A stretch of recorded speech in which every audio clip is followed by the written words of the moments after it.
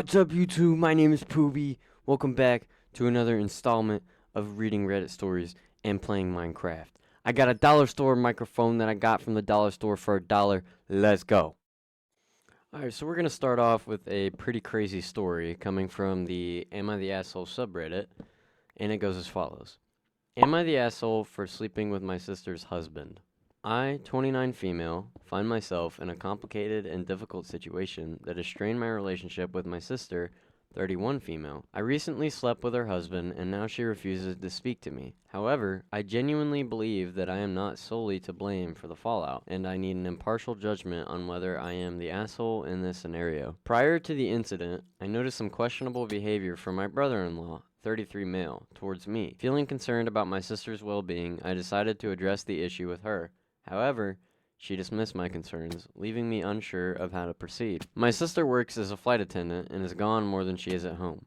My brother-in-law recently lost his job and was feeling depressed. During one of her frequent absences from home, she asked me to keep her husband company. She trusted me and didn't believe the warnings that I gave her before about his behavior towards me, but I saw this as an opportunity to support their marriage and help them rebuild their connection. Unfortunately, as we spent more time together, our bond deepened and we eventually crossed a line that should have never been crossed. Oh my god. We had both been drinking, and he was complaining to me about the troubles in their marriage and how he hasn't been okay for a while. He was crying, and I decided to comfort him. One thing led to another, and we did the unthinkable. I woke up realizing the nature of what I did, and immediately realized the nature of what had happened. We were both so intoxicated that we stupidly ended up falling asleep. I woke up to my sister screaming and hitting the both of us, screaming, "How could you do this to me? We're sisters. I trusted you." She wouldn't even give me a chance to explain and kicked me out of the house. Now, my sister refuses to speak to me. She has filed for divorce. Our parents are siding with her, saying that I violated every family moral. However, I believe that there are multiple factors at play here, and I am not the only one responsible for the breakdown of their marriage. While I acknowledge my mistake, I also question why my sister failed to address the issues in our relationship and why she left her husband in my care without setting clear boundaries. You should know not to sleep with your sister's husband. I can already see where this is going. I do feel a sense of guilt and remorse for my actions, but I also recognize that my sister and her husband had their fair share of problems. It's unfair to place all the blame on me when there were underlying issues that existed long before our involvement. That being said, I understand my sister's anger and pain. I am willing to accept responsibility for my actions and make amends, but I also believe that it is crucial for her to acknowledge her role in this situation. Rebuilding trust and repairing our relationship will require open and honest communication from both parties. In sharing this story, I hope for an unbiased judgment and guidance on how to navigate this difficult situation. Am I the asshole for sleeping with my sister's husband? Alright, right off the bat, I'm gonna go ahead and say, holy shit. I don't know what this girl's problem is, but she keeps bringing up how they had issues in their marriage, but what I'm wondering is why that matters at all. I don't think it gives you the A-OK to sleep with your sister's husband just because they're having issues. And she's like, I don't think the blame should be all on me. Which she's right. The blame shouldn't be all on her because the sister's husband should be held accountable for this too because it was just as much his decision as it was hers. But, well, she's saying like, oh, they have issues, so I shouldn't get the blame instead of blaming the husband, which she should be doing. So she did leave an update on this, so I am going to read it. So here we go. Okay, guys, I get it. You guys have ripped me apart in the comments. And yeah, I admit, I messed up. After deeply reflecting on my actions and seeking advice from others, I have come to realize that the extent of the hurt and damage I caused to my sister. I genuinely regret my behavior and am now fully aware that I was in the wrong. There's no excuse for what I did, and I think I was trying to excuse my actions because the thought of it was always too painful. Last night, after reading comments, I mustered up the courage to reach out and apologize to my sister. Unfortunately, despite my sincere efforts, my ass, she has not only refused to speak to me, but has also blocked me from all forms of communication. Wow, good for her. The fact that my sister has taken such measures is deeply upsetting to me. I yearn for her forgiveness and genuinely want her back in my life. However, I understand that I cannot force her to reconcile or forgive me on my terms. I have sought advice from friends and family on how to navigate this situation, but it seems like the best course of action for now is to respect her boundaries and give her the space she clearly needs. I have continued to reflect on my actions and have sought therapy to, to address the underlying issues that led to my hurtful behavior. I found some online and plan on calling soon to get started up to help figure out the root of my behavior. I'm committed to personal growth and becoming a better person, regardless of whether or not my sister chooses to reconnect with me, in which I will never give up trying. I have also reached out to mutual friends and family members, hoping they might act as intermediaries, or offer support in bridging the gap between us. However, I understand that they too must respect my sister's boundaries and not get involved in our personal dispute. My ex-brother-in-law has refused to pick up any of my phone calls through all of this. I heard from my mother that he told her I initiated the entire thing and got him drunk and then forced myself onto him, which is the furthest thing from the truth. I can't believe he'd throw me under the bus after I was there for him so long. Guess I really looked like the fool, huh? Yeah, you did, dumb asshole. The pain of not being able to communicate with my sister is devastating, but I am determined to learn from my mistakes and make amends in any way possible.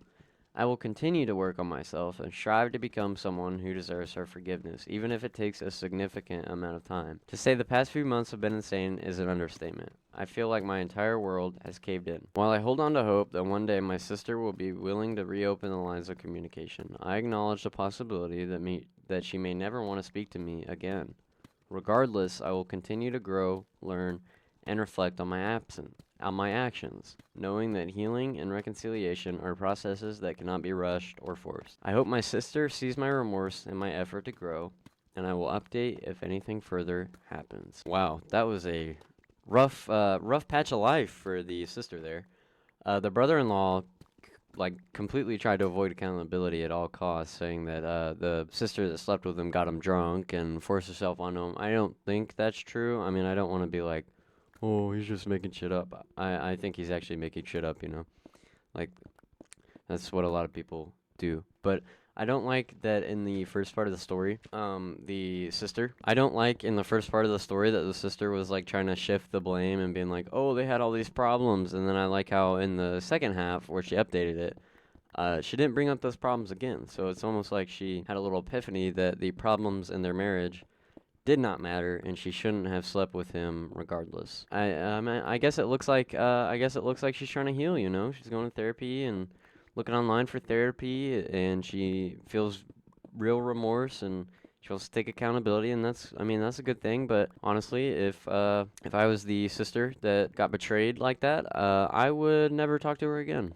So you know, I wouldn't hold it against the sister if she was just like, you know what, fuck you, buddy. Slept with my husband. Never talking to you again. That would be completely valid, justified crash out, you know? So, yeah, we're gonna move on to the next story. Let's go. Alright, so this is another story coming out of the Am I the Asshole subreddit. I think this one might be a clear-cut case, but we're gonna dissect it and see. So, it goes as follows. My boyfriend's grandpa passed away 4 days ago. When he passed, we met all of his family at a small ER to say our goodbyes. The ER made everyone wear masks due to a sickness going around the hospital. I started to feel really bad body aches, sore throat, etc.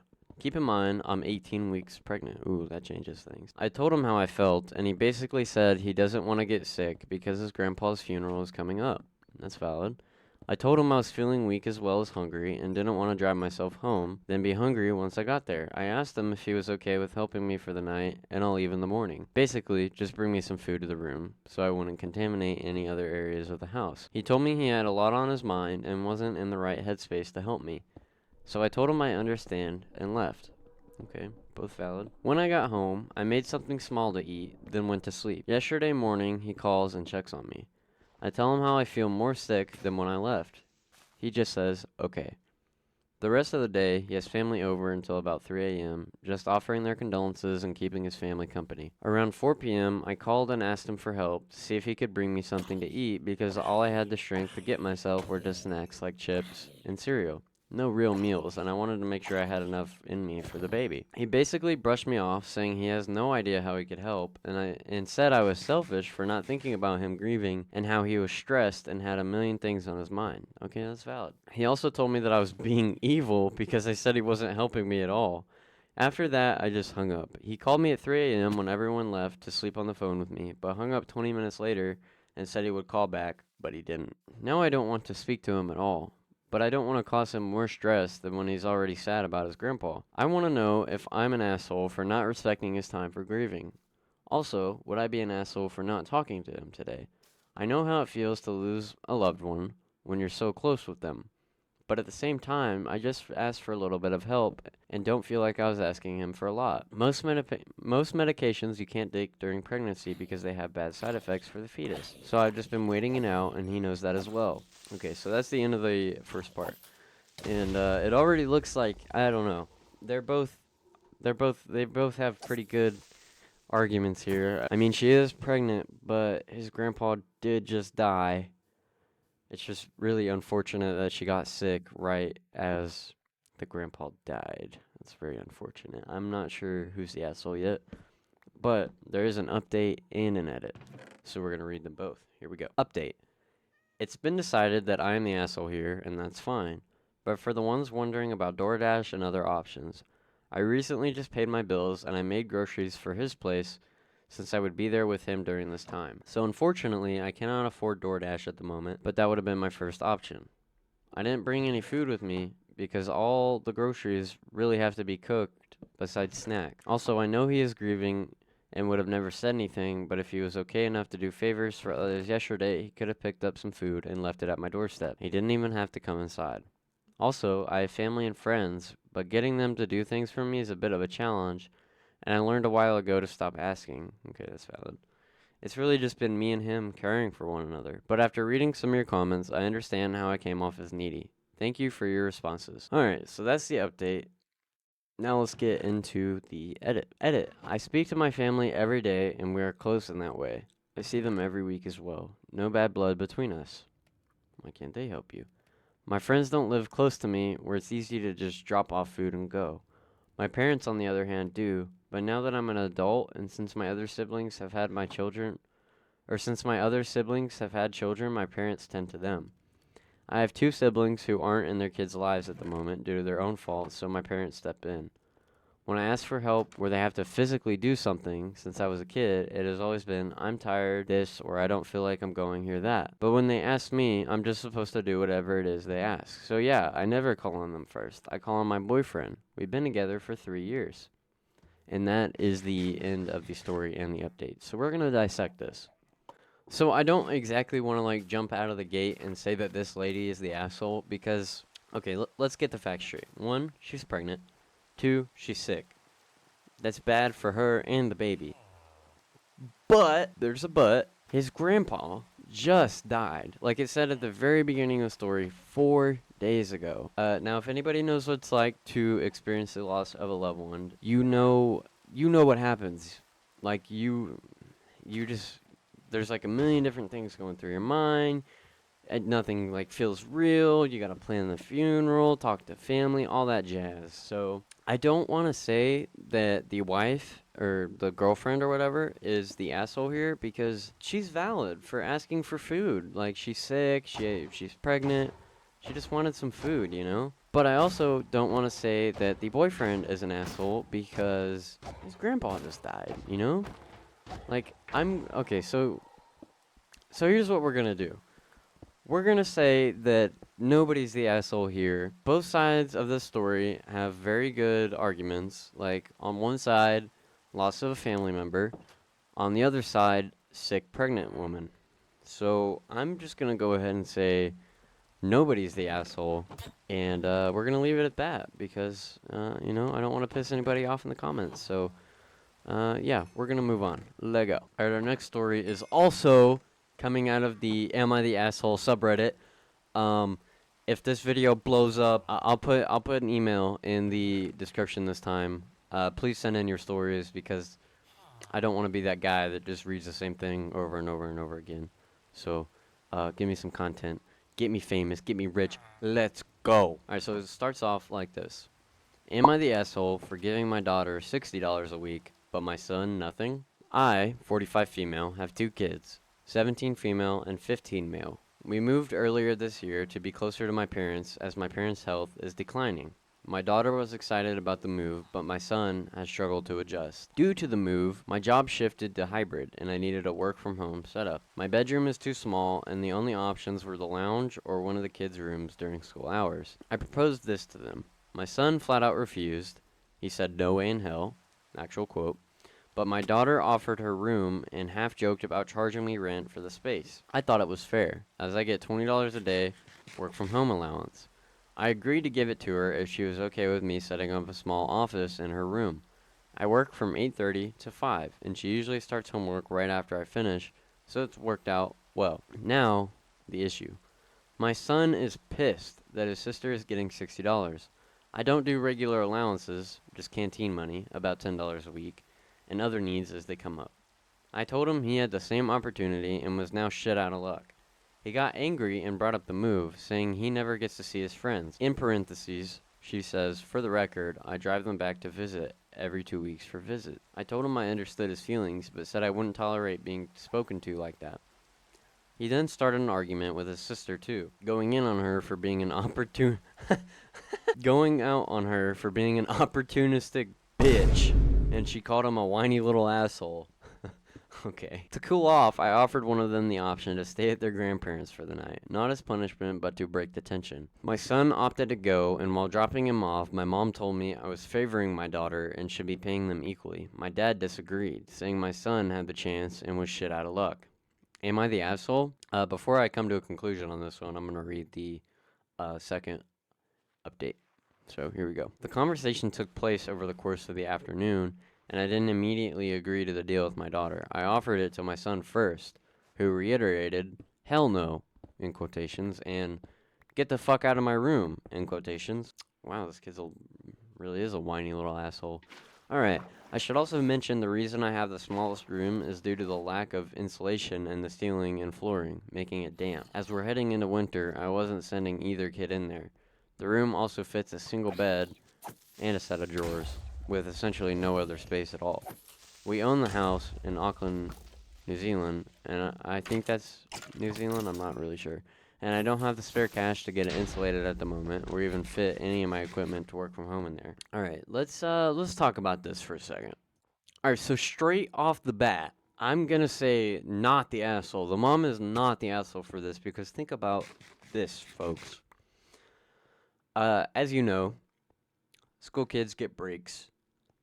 I wouldn't think it's a stretch to say that the daughter is gonna have to be out of her room from 8:30 to 5 on break, and that's a huge inconvenience. And for $60, honestly, I'd say that's not enough. But we're also gonna dig into how the baseline for this is: am I the asshole for giving my daughter 60 a week, but my son nothing? I would say just because of the well, let me get this out of the way first. I want to say respect your parents. I think you should always respect your parents no matter what, even though sometimes you shouldn't respect them, but that's besides the point. I think you should respect your parents, especially when you are underage.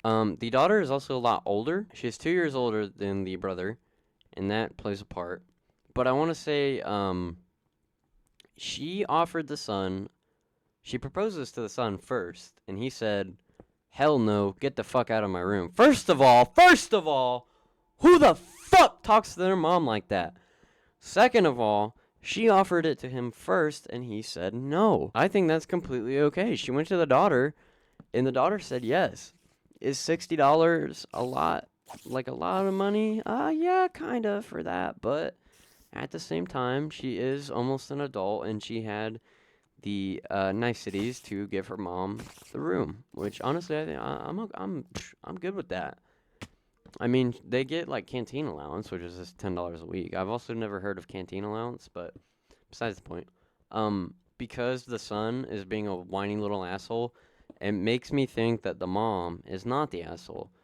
So that's my ruling on that. I say not the asshole because you don't talk to your mom like that. Actions have consequences. Don't be a whiny little asshole, and definitely don't tell your mom to get the fuck out of your room.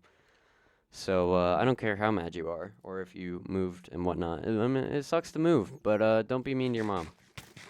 So, anyways, let's move on to the next and final story. Here we go. This story is a little, also, well, This story is also coming from the Am I the Asshole subreddit, no surprise there, but it's a little bit of a question that needs to be answered. So here we go. Am I the asshole for hiding this from my girlfriend? So this guy is a 27 male and his girlfriend is a 31 female. It's just the way that it's written that I wanted to say that first. So my 27 male girlfriend, 31 female, has a daughter that is 15 years old and has a girlfriend of her own. She has told me not to tell her mom because of how she might react. Being a mom and all, she thinks her mom will not respond well to her being in a relationship, regardless of sexuality. My dilemma arises because, on one hand, this is not my secret to tell. On the other hand, I fear that the longer I keep this from my girlfriend, the more harm I'm doing to their and mine relationships. Wow, that's worded weird. And to get this out of the way, yes, I have encouraged her daughter to talk to my girlfriend, but I don't know. And an edit for clarification. As you can tell, my girlfriend had her daughter at a really young age. 31 minus 15 equals 16, but she got pregnant at 15. Due to that and other traumatic experiences during that time, she's not only very protective of her daughter, but also very opposed to teens dating. If her daughter had a boyfriend, this situation would change little to nothing. The problem is the fact that her daughter is in a relationship regardless of sexuality. And if it wasn't clear by now, the daughter's gay. She has a girlfriend, which that doesn't change anything because he said it's about being in a relationship regardless. Is that reasonable? No. Is that mature? Probably not.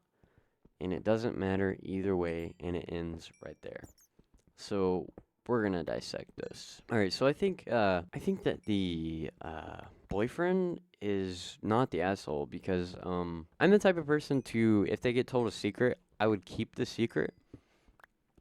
And also, I think being gay comes into play. He didn't say anything about the mom being like homophobic or anything, but if I was gay and had a I'm gonna use this scenario for this, but if I was a girl, I was gay and too young to be dating in my mom's eyes, I would be shitting my pants even telling the boyfriend that I was gay and in a relationship.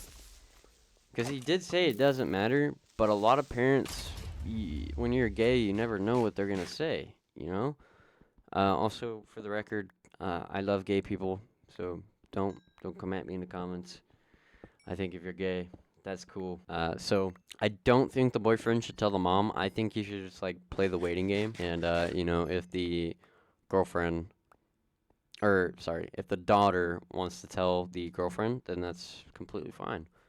And if not, that's also completely fine. Because, as he said before, she has traumatic experiences. So she's very protective of her daughter and very opposed to teenage dating. So I would say not the asshole. I think he should just wait and play it by ear and do nothing because it's not his secret to tell. So bing, bang, boom. There we go, folks. And with that, I'm gonna end it off because I have other stuff to do.